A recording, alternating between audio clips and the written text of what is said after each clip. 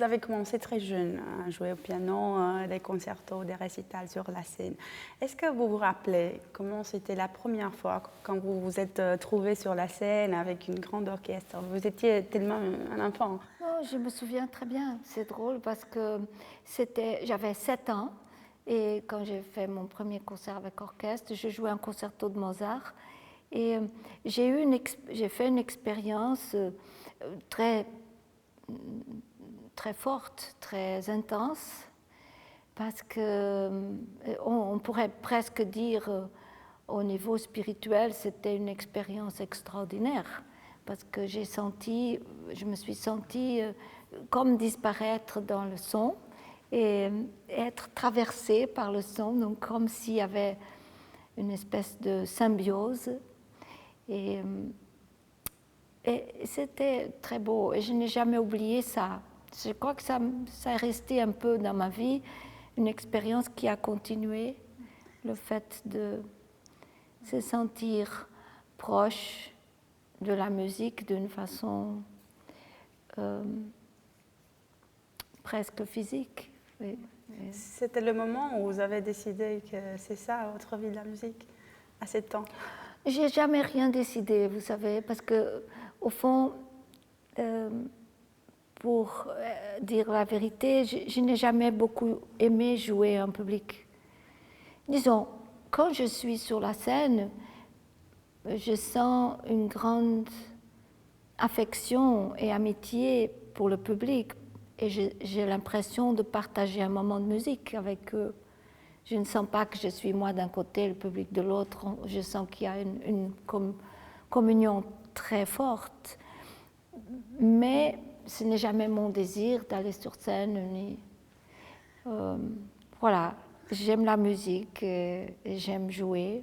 Je sais aussi, parlant de ça, que vous n'aimez pas les récitals. Vous dites que vous êtes trop seul sur la scène. Mais pourtant, la musique la plus belle, elle est écrite piano solo, je pense. Oui. Pas la plus belle, mais c'est une très belle musique. Il y a des morceaux absolument géniaux pour piano seul. Je pense que ce n'est pas naturel d'être seul sur la scène. Ça ne veut pas dire qu'on ne puisse pas jouer des morceaux de piano seul. Moi, j'aime beaucoup jouer des sonates, des morceaux du répertoire de piano qui est immense. Depuis que j'ai un projet avec des jeunes pianistes, je partage la scène avec eux, alors on fait un récital de piano autour d'un programme.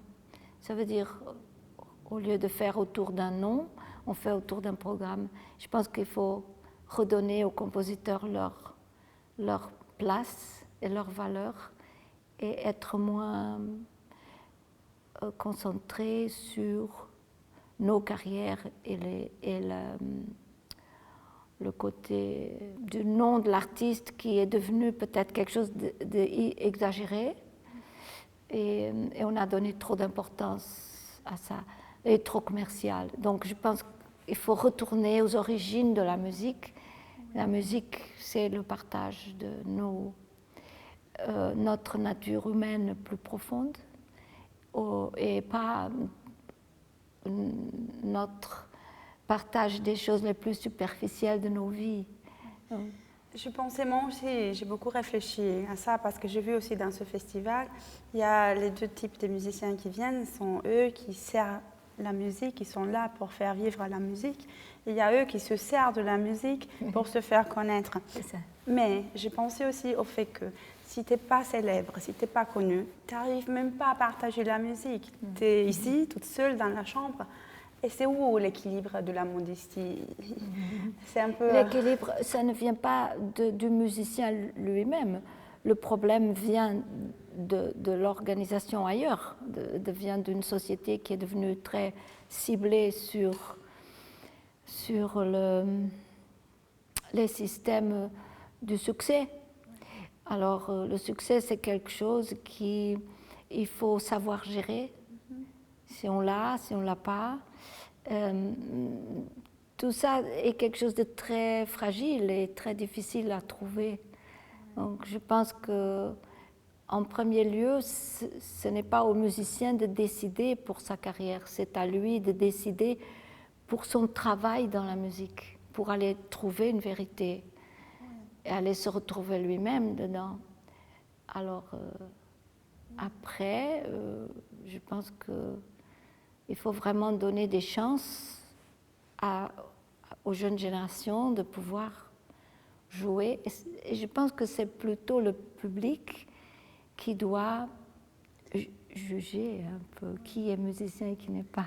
Oui, ça c'est vrai, mais je lisais aussi, c'était un petit citat de Rubinstein, je crois, où il disait que les jeunes, ils doivent connaître la vie pour pouvoir exprimer quelque chose, parce que s'ils passent tout le temps à jouer toute seule dans leur chambre, c'est sûr ils n'ont rien à raconter. Non, c'est une grande erreur, ça, de ne pas connaître la vie.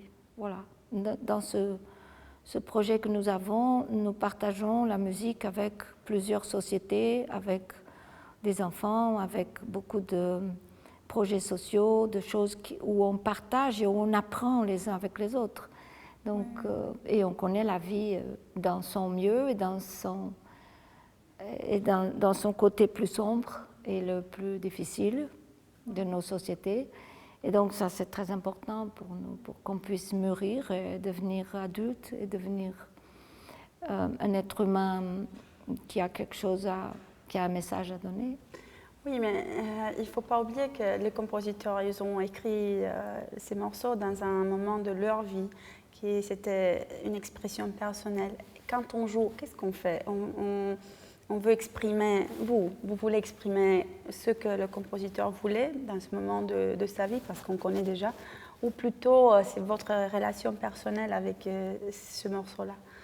Disons, moi je pense encore une troisième chose, si je peux me permettre. Disons, sûr que mes sentiments personnels et n'ont rien à voir avec là-dedans. Donc là, je pense que déjà on met de côté. Bien sûr qu'on est toujours physiquement là, parce qu'on joue un instrument, donc on donne toujours quelque chose de soi, c'est sûr, mais on n'a pas besoin de mettre en avant. Donc ce n'est pas une chose qui intéresse. Moi, je ne suis pas intéressante quand je travaille un morceau. Je ne m'intéresse pas à moi-même. Deuxième partie, est-ce que le compositeur a voulu exprimer ses sentiments? Disons que le compositeur a ses sentiments, son époque, son style, son influence extérieure, etc. C'est vrai tout ça, ça existe. Mais derrière ça, il y a une troisième réalité qui est le compositeur exprime quelque chose de beaucoup plus universel et qui est en rapport avec la nature humaine, où ça passe à travers la nature humaine. Mais c'est quelque chose de beaucoup plus, spirituellement beaucoup plus fort, beaucoup plus un message. La musique inclut la vraie musique, que ça soit musique populaire, que ça soit musique classique, que ça soit n'importe quelle musique. Quand elle est bonne, quand elle est vraie, elle exprime quelque chose d'universel. Et cette expression est une, si je pourrais dire, un chemin direct vers une autre source qui est très inconnue pour nous, mais qui, à travers l'art, devient quelque part beaucoup plus familière. Donc on s'y habitue à rentrer en contact avec une source. Et pour ça, c'est très important qu'on puisse évoluer en tant qu'être humain pour pouvoir comprendre que c'est nous, pas très important, le compositeur très important, mais à travers lui, on va vers une troisième chose. Oui, et ça rend la musique aussi actuelle, parce que sinon, par exemple, Chopin, Exactement. il a écrit... N'importe, toute musique de grande qualité, de grande vérité, nous met en contact avec la même source. Oui. Je pense que le style, à ce moment-là, il est assez... de toute façon, nous avons une seule chose avec laquelle on doit travailler, nous les pianistes de musique classique, c'est la partition. La partition, elle est notre seul outil de travail avec notre corps et le piano ou l'instrument que nous jouons. Et cette partition, c'est à travers elle qu'il faut arriver à connaître quelque chose de plus proche de la source. Maintenant, je crois que la première chose qu'il faut, c'est rester humble et pas vouloir Se faire voir. se faire voir. Oui. Ouais, Je ouais. pense que c'est très important au début de faire ce travail calmement et d'une façon très Ouais. patiente. Il faut avoir beaucoup de patience. Quand on joue sur la scène ou quand on répète, parce que je vous ai vu avec l'orchestre, et là, il y a, je ne sais pas, ces 100 personnes, sont tous, chacun la personnalité, c'est pas facile de mettre ensemble à jouer autant de personnes. Et la patience, elle est pendant les répétitions, aussi pendant le concerto. Non, je ne pense pas que ça soit difficile parce que tout le monde est en syntonie, tout le monde est ensemble pour le même but. Et bien, il faut que c'est ça ce qui fait la différence entre des très bons musiciens ou des musiciens pas très bons. C'est s'ils sont vraiment capables de se détacher d'eux-mêmes et de partager la même chose. Vous aimez les enregistrements, par contre? J'aime beaucoup les enregistrements. Et pourquoi? Oh, parce que j'ai le temps de réfléchir, de jouer calmement. Je n'ai pas le stress de la scène. C'est quand même stressant, la scène. Même si j'aime les gens et j'aime partager, mais quand je fais un enregistrement, je sens que je partage en même temps que je suis quand même calme. Oui, mais par contre, dans une carrière, je pense qu'on peut changer un peu d'avis aussi par rapport à un morceau. Est-ce que ce que vous avez enregistré il y a 20 ans, ça vous représente encore? Je crois que toujours ça me représente, mais ma vie et moi-même, nous avons changé. Donc ces changements se sentent dans tout ce que je vais faire, simplement. Et l'évolution et notre façon de voir les choses change aussi. Mais je pense que ça, il n'y a rien de mal à ça.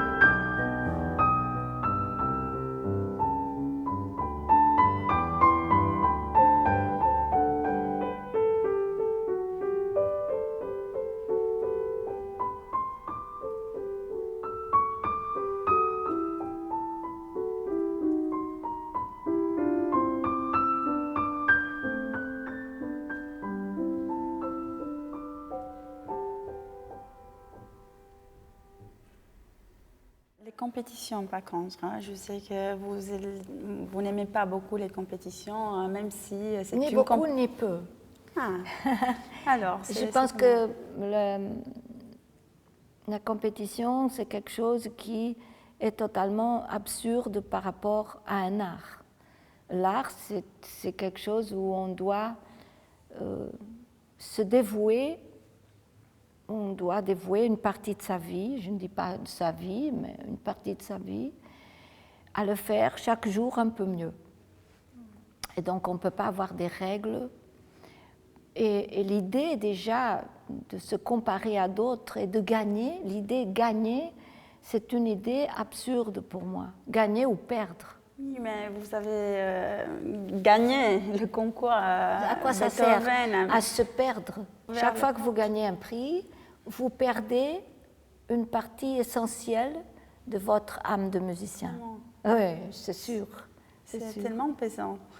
Moi, je crois sincèrement que c'est une façon de détruire un musicien. Ça vous a détruit la compétition en 1970? Oh, j'ai fait une compétition parce que j'étais obligée. Je vivais dans un régime fasciste et j'étais obligée d'y aller. J'ai beaucoup souffert. J'ai pas du tout eu le plaisir de rien. Oui, ça vous a. Ça ne m'a absolument pas servi pour rien. La carrière, elle n'a pas commencé là. Écoutez, jamais de la vie j'ai eu quoi que ce soit à cause de ce concours. Déjà, c'était un concours pas important, pas du tout important. C'était un concours qui n'existait qu'une fois, je crois. Oui, 200 ans de la naissance de Beethoven. Et puis, ça n'a absolument pas servi à rien. Non. Dans mon pays, il y avait des annonces dans les journaux, télévision, mais rien. Être vu par les autres. Et puis, c'est quoi servir? Servir, c'est... Vous voyez, aujourd'hui, il y a les concours, les premiers prix des concours. Ils jouent tous, chaque fois, ils sont plus formatés pour faire tous de la même façon, parce que sinon le jury n'aime pas. Et puis, ils pensent qu'ils vont avoir une carrière. C'est quoi une carrière? C'est un chemin. Oui. Et c'est quoi votre chemin comme musicien? C'est jouer vite et fort, et c'est jouer comme tout le monde, et c'est gagner. Ça, c'est pas un musicien, ça c'est un... oui. Donc, je crois que les concours détruisent l'âme et la partie essentielle qui peut créer un musicien. Donc, je pense que ça devrait être remplacé par autre chose. Les concours, peut-être, sont intéressants pour certaines personnes, mais ils ne servent pas la musique. Non. Absolument pas. Oui. Et puis après, vous êtes oublié au bout de 3 ans. Tout le monde a déjà oublié. Quelques-uns restent des gens, des musiciens à faire des concerts tous les jours, de partout. D'autres restent inconnus. Tout ça, c'est d'une injustice totale et d'une absurdité à faire peur. Alors, vous avez eu de la chance d'être vu, de pouvoir jouer pour le monde. Moi, je pense que jouer pour le monde, ce n'est pas une chance. Je ne pense pas que c'est une chance. Je pense que c'est un événement. C'est passé comme ça, c'est ma vie comme ça, je dois l'accepter. Je n'ai jamais eu le désir d'être connue dans le monde entier. Pourquoi? À quoi ça sert? Est-ce que ça sert à quelque chose? Ouais. C'est bien d'être aimé par ses amis, sa famille, sa société, d'être quelqu'un de bon, de bien, qui peut aider les autres et qui peut servir la société à sa façon. Il ne faut pas être connu dans le monde entier du tout. Non. Est-ce que vous jouez pour votre famille? Oui, bien sûr.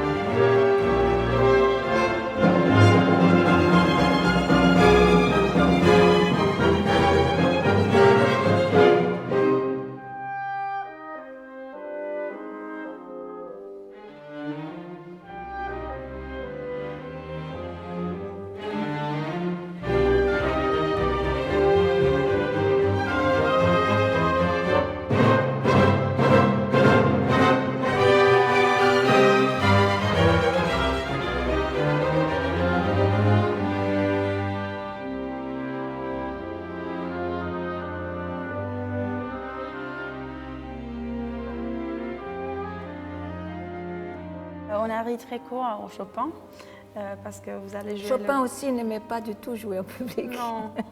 Et je voulais aussi dire que ce concerto, qui est le deuxième, en fait, il a écrit ça le premier. Ouais. À 20 ans, on sait qu'il a révolutionné le monde du piano, la manière de jouer. Mais on lui reproche un peu l'orchestration. Qu'est-ce que vous pensez?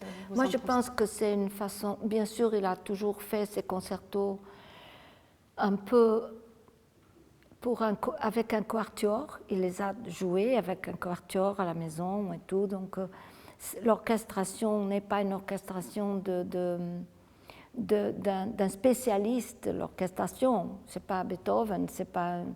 Mais je pense que si le chef d'orchestre le sent, l'âme de cette musique, c'est très très beau. Et il n'y a absolument rien de mal à ça et rien à accuser de le fait que ça ne soit pas parfait. Je pense que c'est parfait dans son imperfection. Et ça, c'est très important. Vous savez, on vit dans une époque où tout doit être parfait, tout doit être intellectuellement correct. Ouais. Et moi, je ne vois pas dans la musique le but de ça. Il y a beaucoup de façons d'être parfait. La beauté, c'est ça ce qui compte.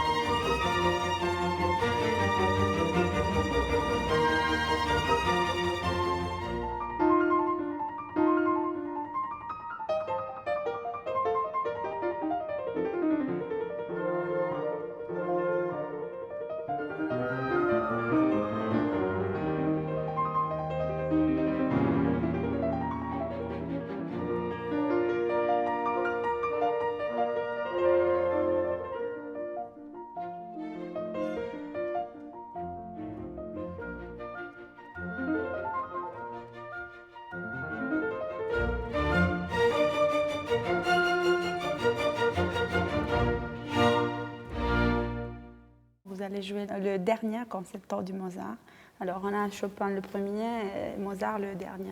Est-ce que ça se sent que Mozart, il avait déjà créé toute cette musique incroyable qu'il a fait? Je crois oui. Je crois oui. Ça se sent. Voilà, il était quand même jeune encore. Mais ce concerto, aussi, il y a des moments de nostalgie qu'on sent qui sont très, très, très beaux et qu'on sent comme une maturité. Vous avez une relation spéciale avec tous les deux et aussi avec Mozart. Vous avez joué et enregistré Mozart. Vous le voyez comment, ce personnage? Parce que c'est un personnage. Bien sûr. J'ai entendu autant d'idées et après je veux dire ce que Pierre Amoral m'a dit de lui. Comment vous le voyez, le personnage Mozart? Je vois en Mozart, si je suis très spontanée et je ne pense pas intellectuellement à ce que je dois dire, je sens que c'est une espèce de miracle de pouvoir exprimer dans la musique autant de sentiments en même temps et des sentiments opposés comme la joie, les sourires et les larmes tout en même temps. Vous voyez, il a une espèce... Le fait que ça soit tellement opératique, que c'est l'opéra toujours, il y a le drame humain qui est toujours sur scène. Et ça fait que c'est quand même un phénomène assez unique qui puisse mélanger tout. Surtout dans les concertos de piano, il y a toujours ce mélange incroyable. Vous ne passez pas d'une chose à l'autre, vous êtes toujours de partout. Les personnages expriment des différents sentiments en même temps. C'est extraordinaire. Oui, je disais, Pierre Amoel disait que à la fin, lui, il pense que c'était quelqu'un qui dictait parce que dans une ville, que quelqu'un a eu 36 ans, on n'a pas le temps de créer tout ça. C'est comme si c'était quelqu'un qui parlait exactement, et il n'y avait pas le temps de réfléchir à tout ça, ce qu'il a créé. C'était tellement dicté. Oui, c'est une vraie connexion universelle, totale, et spontanée, rapide, et tout ça. Donc, c'est sûr, c'est sûr. Oui, oui, oui. Mais aussi Bach, c'est un peu ça aussi, lui. Dans une autre époque, un autre style, mais aussi... Bach, il a beaucoup travaillé, Bach. Ouais. Si on veut écrire une fugue, j'ai dû faire ça à l'université. Et on est là Mais aussi, vous avez étudié la composition. Oui, bien sûr. Ça vous a beaucoup aidé voir comment on peut créer, non? Bien sûr, ça aide toujours. C'est essentiel quand même pour un musicien. Ça vous arrive de n'être pas d'accord avec les solutions que les compositeurs trouvent? Oh non. Non. Quelle prétention. Jamais ça m'effleurerait mon esprit.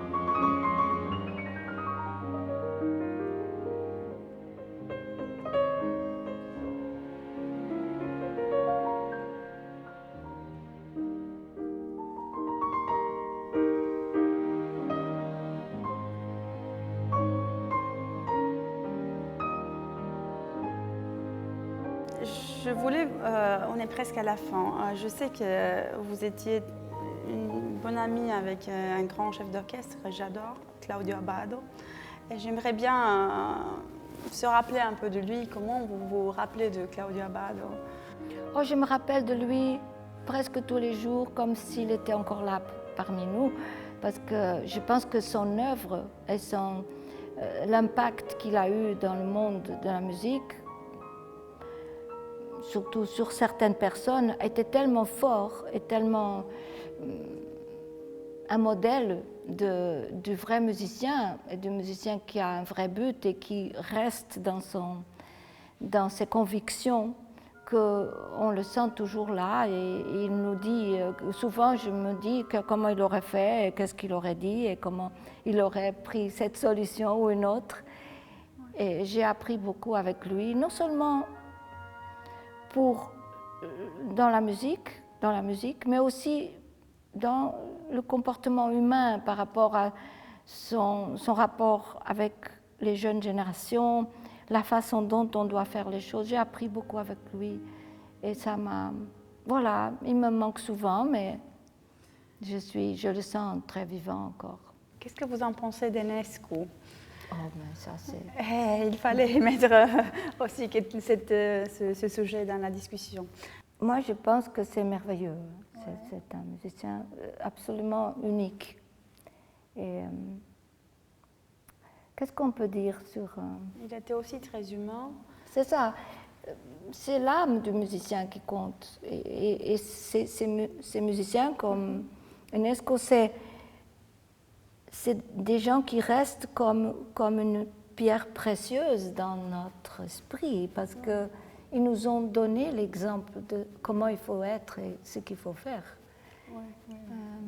Donc, je pense qu'il n'y a pas grand-chose à dire sur les grands compositeurs, les grands interprètes, les grands chefs d'orchestre. C'est dire, c'est eux qui étaient sur le bon chemin. Oui, non, il faut jouer seulement avec l'amour qu'ils ont mis. C'est ça.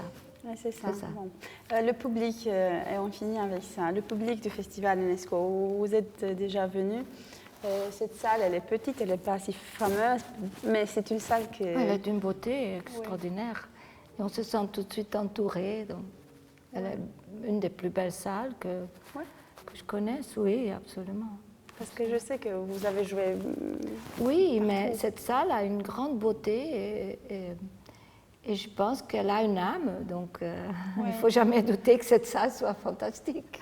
Non, je ne doute pas, je pensais, elle est belle, elle est petite, pas si connue, mais je pensais que c'était le public du festival Enescu qui a fait cette salle être spéciale. La salle est belle, le public fait toujours la salle aussi, c'est sûr, et c'est tout l'ensemble de quelque chose, et je pense que ce festival est merveilleux. Merci beaucoup. Je vous en prie.